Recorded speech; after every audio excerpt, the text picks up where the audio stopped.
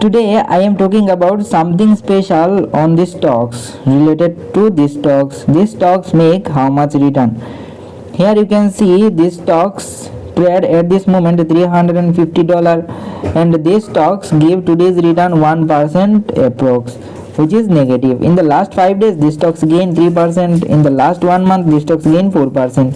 In the last 6 months these stocks lose market valuation approx 10%. And year to date return which is 0%, and 1 year's return here you can see 10% lose the stocks market valuation. So what do you think about these stocks? Please comment.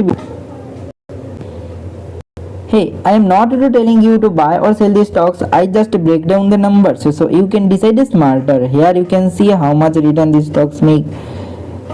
These stocks make in the last 5 years only 5% return, which is very poor return.